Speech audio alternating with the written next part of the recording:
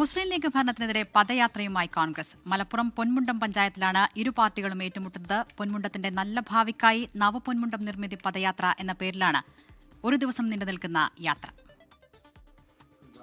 കഴിഞ്ഞ 15 വർഷമായി മുസ്ലിം ലീഗാണ് പൊന്മുണ്ടം പഞ്ചായത്ത് ഭരിക്കുന്നത്.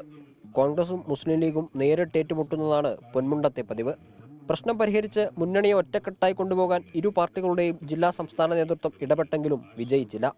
കോൺഗ്രസുകാരുടെ വോട്ട് തള്ളിച്ചു, വ്യാപക അഴിമതി നടത്തി തുടങ്ങി മുസ്ലിം ലീഗിനെതിരെ രൂക്ഷ വിമർശനമാണ് കോൺഗ്രസ് ഉയർത്തുന്നത്. 15 വർഷമായി തുടർച്ചയായിട്ട് ഈ ഭരണസമിതിയുടെ കെടുകാര്യസ്ഥതയും കഴിവുകേടും തുറന്നു കാട്ടിക്കൊണ്ട് കോൺഗ്രസിന്റെ നേതൃത്വത്തിൽ പുതിയൊരു ഭരണസമിതി വന്നാൽ ഒരുപാട് വികസനങ്ങൾ ഇവിടെ നടപ്പിലാക്കാൻ കഴിയുമെന്ന് ജനങ്ങളെ ബോധ്യപ്പെടുത്തിക്കൊണ്ടുള്ളൊരു യാത്രയാണ് ഈ ഒരു നവ പൊന്മുണ്ട നിർമ്മിതി യാത്ര. ഒരു പുതിയ പൊന്മുണ്ടത്തെ നിർമ്മിക്കുവാനുള്ള യാത്രയാണ് ഞങ്ങൾ നടത്തിക്കൊണ്ടിരിക്കുന്നത്. കഴിഞ്ഞ തവണ 16 വാർഡായിരുന്നു പൊന്മുണ്ടത്ത്. 12 സീറ്റിൽ ലീഗും 4 കോൺഗ്രസും വിജയിച്ചു. ഇത്തവണ 18 സീറ്റായിട്ടുണ്ട്. 9 സീറ്റും ഭരണം ലഭിച്ചാൽ 2.5 വർഷം പ്രസിഡന്റ് സ്ഥാനവും കോൺഗ്രസ് ആവശ്യപ്പെട്ടതോടെയാണ് ചർച്ചകൾ വഴിമുട്ടിയത്.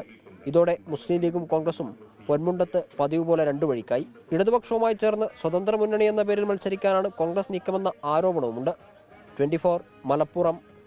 ലോകത്തെവിടെയായാലും ഏത് സമയത്തും 24 വാർത്തകളും ഓഗ്മെന്റഡ് റിയാലിറ്റി പാക്കേജുകളും എക്സ്പ്ലെയിനറുകളും വിശദമായി കാണാൻ ഞങ്ങളുടെ യൂട്യൂബ് ചാനൽ നിങ്ങൾക്ക് സബ്സ്ക്രൈബ് ചെയ്യാം.